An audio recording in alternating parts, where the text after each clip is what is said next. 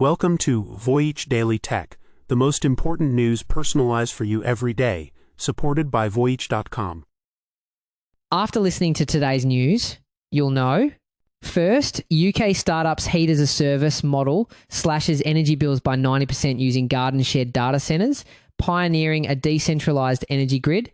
So we'll discuss why this symbiotic model matters and what it means for the future of data infrastructure and residential energy.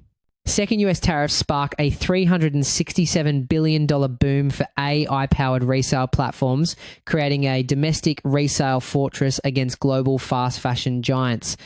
We'll analyse why this is a turning point and how it could affect the competitive dynamics between fast fashion and sustainable retail. Third, JPMorgan ends the free ride for Fintech, charging hundreds of millions for data access in a stark contrast with Europe's open banking laws. We'll explore how this power move could transform the cost structure for finance apps and what it signals for the future of open banking in the US. Fourth, a single cyber attack on Jaguar Land Rover's operational tech triggers a £485 million loss, exposing the extreme fragility of just-in-time supply chains. Today, we'll take a closer look at this attack on physical infrastructure and its implications for the security of all automated industries. Fifth, Apple kills its standalone MLS Season Pass, absorbing it into Apple TV Plus as part of a strategy to build a sports super bundle. In this episode, we'll break down this critical development and what it signals for the future of sports media rights and platform ecosystems. Let's start with a single statistic that might just change your entire perspective on energy costs.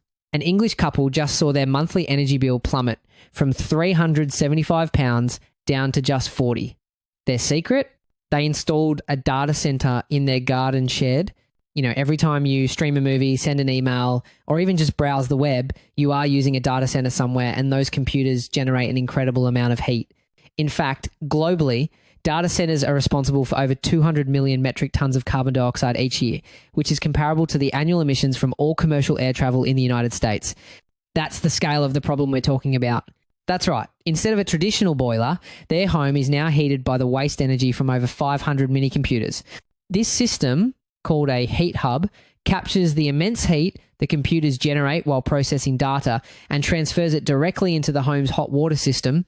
And the mechanics of it are pretty clever. Inside that shed are hundreds of tiny, powerful computers like Raspberry Pi modules, which are actually submerged in mineral oil.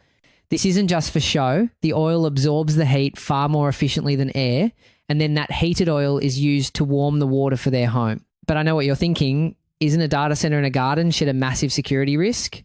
The company has to address this with what's called a zero trust security model. What makes this so wild is that it means the system assumes it can't trust anything or anyone. Every single connection, every piece of data is constantly verified and encrypted, essentially creating a digital fortress in a place that has no physical security. The 76-year-old homeowner, Terence Bridges, calls it a 100% improvement, and his wife adds, "You don't need to go to a sauna after coming here." But that's not the whole picture. This isn't just a clever hack, it's a radical new model. The company behind it, Thermify, provides what its CEO calls clean, green heat at a low to no price point. The reason is the most disruptive part. The electricity generating all that heat is paid for by somebody else, the clients who are paying Thermify to use the computers. This is the core of their heat as a service model. The clients aren't running complex AI models. They are companies in sectors like financial services, healthcare, or content delivery that need to perform lots of non-sensitive data processing. By distributing these computing jobs across a network of homes, Thermify gets its computing power and the homeowners get nearly free heat. It's a symbiotic relationship. This all begs the question, what's the real end game here? Data centers already consume about 2.5% of the UK's entire electricity supply, and that demand could rise fourfold by 2030. Now, whether this is truly green depends on where that electricity comes from. However, the real efficiency win is reusing heat that would otherwise be wasted. For context, a modern electric heat pump might give you 4 units of heat for every 1 unit of electricity it consumes.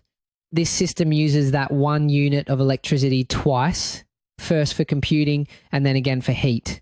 It's a powerful example of energy recycling. This massive energy consumption is one of tech's biggest problems. But now, innovators are racing to turn that problem on its head. A swimming pool in Devon is already being warmed by a similar device, and Microsoft has even experimented with sinking an entire data center underwater off the coast of Scotland. However, if you zoom out, you'll see another layer of strategy at play. Those other examples, like heating a swimming pool or a whole district, typically use a centralized model where they pump hot water from one big data center to many places. This project is different. Their strategy is essentially ship the data, not the heat. By sending computing jobs out to individual homes, they avoid the massive cost and energy loss of building and operating huge pipelines for hot water. It's a decentralized vision for a zero waste future. The central power struggle of our time is the soaring cost of energy versus the staggering demands of technology. But this pilot project reveals a stunning reversal. The very infrastructure that consumes an enormous amount of power is being flipped to provide nearly free heat, turning one of the modern world's biggest liabilities into a powerful solution.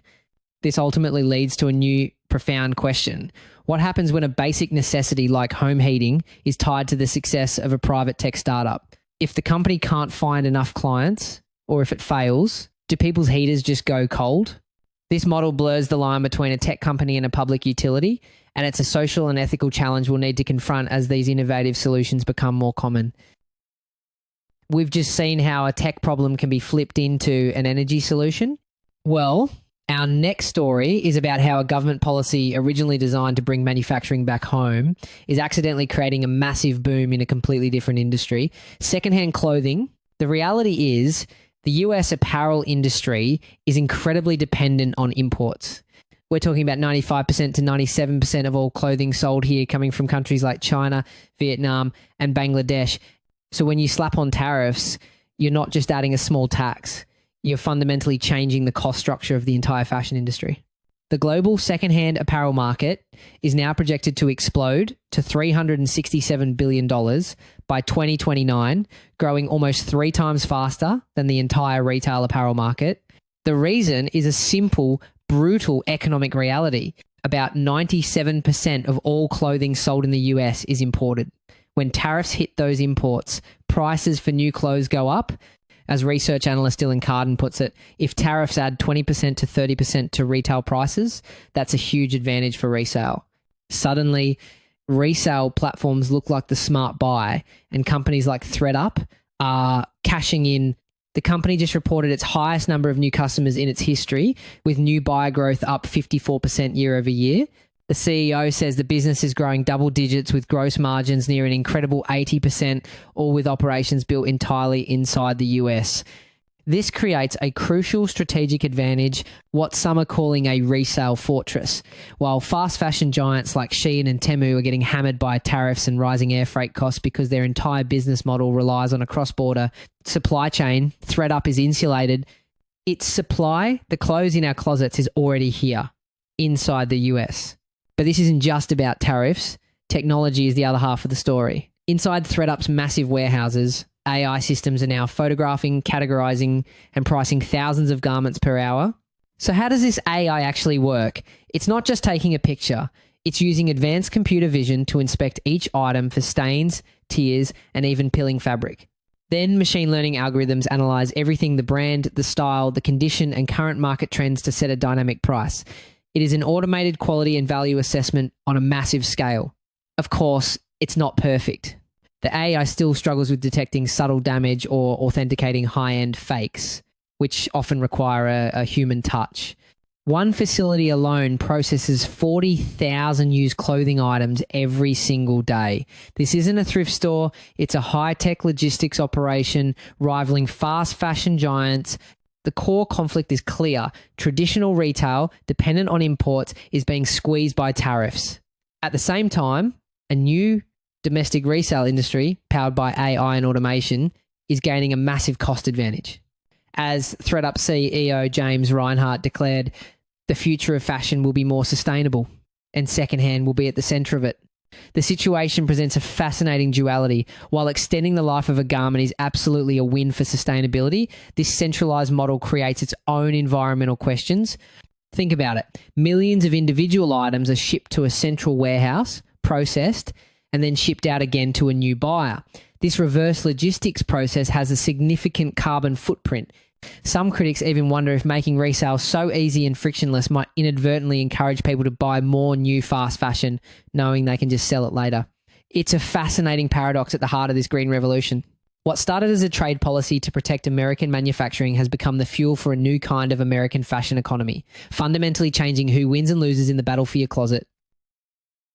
Speaking of industries being reshaped by new dynamics, the world of fintech is in the middle of its own power struggle.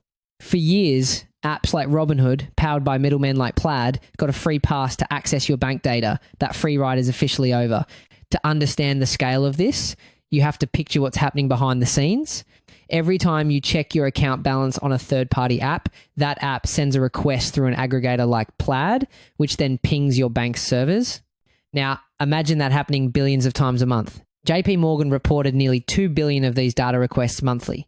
The banks argue that their old IT systems, some built decades ago, were never designed for this constant high-frequency traffic.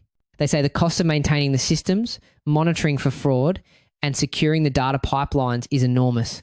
The banking giant has just forced nearly every major fintech firm to pay for access to its customer data. We're talking about companies that make up over 95% of all data requests on JPMorgan systems. And the initial price tag was reportedly in the hundreds of millions of dollars. This is a massive power shift. After successfully negotiating new contracts, a JPMorgan spokesman declared the free market worked. So at the heart of this free market debate is a fundamental disagreement. The bank's argument is that it's providing a service, secure access to data, and it should be compensated for it. But the fintech world sees this differently. They use a term from economics called rent seeking. This is when a company uses its dominant market position to extract wealth without actually creating any new value. The fintechs argue that the data belongs to the customer, and the bank is just a gatekeeper using its size to charge an exorbitant toll. But the fintech world is firing back. The head of the Financial Technology Association, Penny Lee, calls the move anti-competitive, anti-innovation, and flies in the face of the plain reading of the law. And this is where the story gets uniquely American. It's a stark contrast to Europe and the United Kingdom, where regulators stepped in years ago. Their rules, like the Payment Services Directive 2 or PSD2, legally require banks to provide this data access to licensed fintech firms for free through standardized, secure channels. The goal there was to intentionally spark competition and innovation. So when US fintechs see JPMorgan charging massive fees, they see the US market moving in the complete opposite direction. So how did we get here? A government rule was finalized in 2024 to make this data sharing free, but banks sued, and under a new administration, the rule was put on ice. What really brought this to a head was that moment of regulatory chaos, which JPMorgan seized. With the official government rules stuck in legal limbo, there was a power vacuum. JPMorgan didn't wait.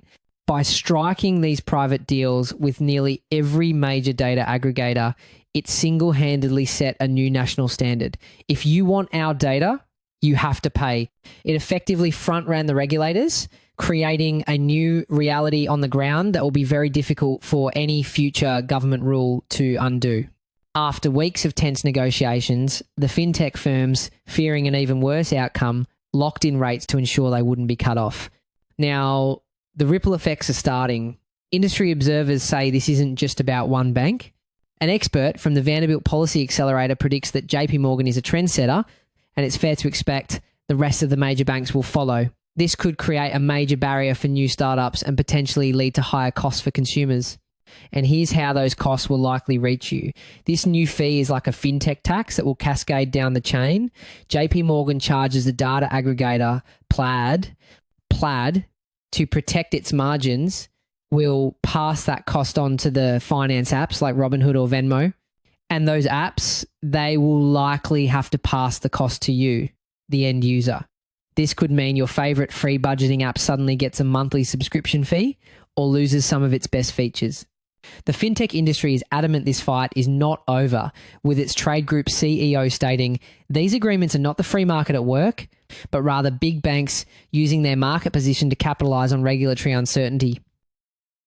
While fintechs are grappling with the financial risk of being cut off from data, our next story is about a much more physical kind of risk.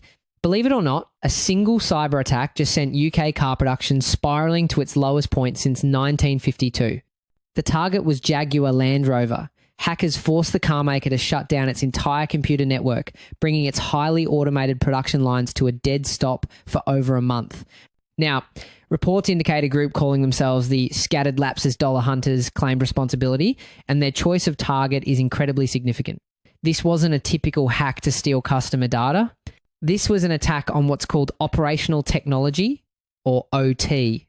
While information technology, or IT, is about data, computers, and servers, OT is the technology that controls the physical world, the robots, the assembly lines, the very machinery that builds the cars. The hackers didn't just break into an office network, they seized control of the factory itself, and that's a whole different level of crisis. The result? A staggering £485 million loss for the quarter. To put that in perspective, just 1 year ago, JLR posted a profit of nearly £400 million. Revenue collapsed by 24%, from £6.5 billion to £4.9 billion.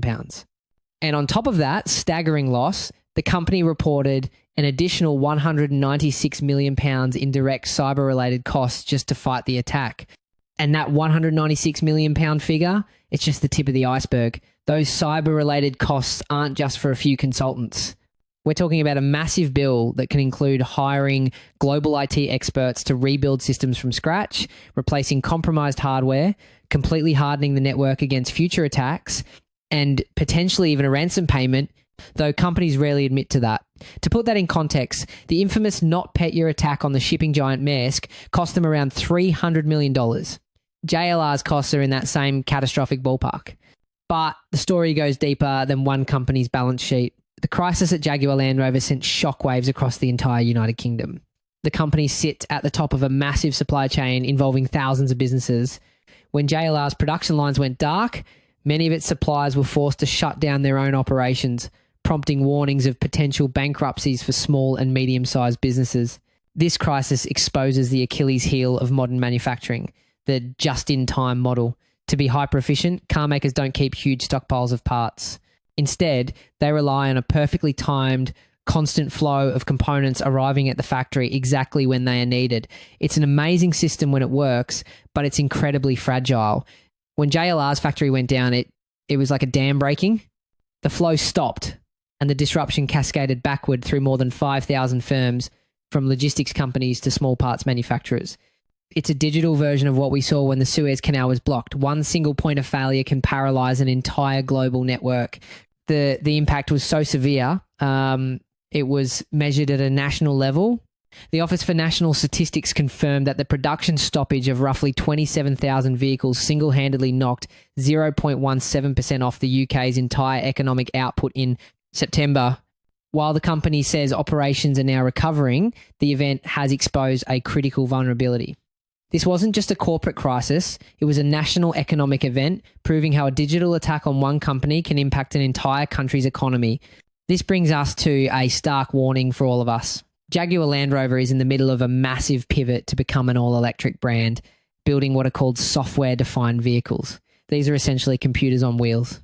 So the critical question we have to ask is this: if their factory, their core manufacturing process was this vulnerable to a cyber attack, what does that say about their ability to secure the cars themselves? This attack wasn't just about financial loss, it was a shot across the bow for the entire auto industry, raising serious concerns about the safety and security of our increasingly connected and software-driven future. From a legacy automaker like Jaguar Land Rover facing a massive crisis, we now turn to a tech giant making a huge bet on the future of sports entertainment. The most unexpected news is that Apple just made a decision to kill one of its own subscription services, and it's all part of a massive play to change how you watch sports. Starting in the 2026 season, all Major League Soccer matches will move directly onto the main Apple TV platform. The separate MLS Season Pass, which costs fans an extra $14.99 a month, is being eliminated. The move comes after Apple and MLS inked a 10-year exclusive media deal in 2022, but instead of putting games on the main service, they built a separate paywall. Now, they're tearing that wall down, but if you look past the official numbers, the data tells a different story. While Apple and MLS celebrated over 2 million subscribers in the first year, a lot of those were freebies for season ticket holders and promotional offers. in 2025, the average match on Season Pass was getting about 120,000 viewers. When we placed the Season Pass viewership alongside the league's games on ESPN back in 2022, the difference becomes clear. Those ESPN games were averaging 343,000 viewers. So while the official line is about making it easier for fans, the data suggests the standalone paywall just wasn't pulling in the massive audience they needed. So what's the real story here? It comes down to a direct quote from Apple's senior vice president, Eddie Q, who said the current sports viewing market has gone backwards. He stated that fans used to buy one cable subscription for everything, but now there's so many different subscriptions, so I think that needs to be fixed. Apple is positioning itself as the fix, and it's using MLS to make its point, giving the league direct access to Apple TV's audience of reportedly significantly more than 45 million viewers. And this fix is so much bigger than just one sport. After all, Apple is building what you might call a sports super bundle. They already have Friday Night Baseball, and they've got a massive deal to bring Formula One racing to the platform starting in 2026. They're trying to become the one-stop shop, the new digital version of that old cable package. And here's the part that wasn't in the press release. This was a fundamental renegotiation of the deal. MLS basically traded the risky revenue sharing model of the Season Pass for the stability of a massive guaranteed licensing fee from Apple, securing hundreds of millions of dollars up front. This is where the situation takes a more complex turn. It's not just about where you'll watch soccer, but times when asterisk. In a move that completely redraws its strategy, the MLS announced it will shift its entire calendar starting in 2027 to align with global soccer leagues. This means the league's postseason, which used to have a clearer field, will now go head-to-head with one of the busiest times in American sports. The start of the NFL, NBA, and NHL seasons, and the heart of the MLB postseason. This is a high-stakes gamble, fueled by the popularity of Lionel Messi, and the Messi effect is not just hype, it's a measurable phenomenon. The moment he joined, subscriptions to the MLS Season Pass more than doubled. For his matches, Spanish language viewership shot past 50%. This massive global interest likely showed Apple and MLS that their biggest star was trapped behind a niche paywall, and they needed to tear it down to fully capitalize on his worldwide fame before the 2026 World Cup. Major League Soccer is betting that aligning with the global game is worth the risk of directly challenging America's biggest sports leagues for attention. This is no longer just a media deal, it's a declaration of ambition. And their ambition goes beyond just scheduling and bundling. Apple's goal is to fix the entire viewing experience. To do that, they are tackling the technical debt of sports streaming.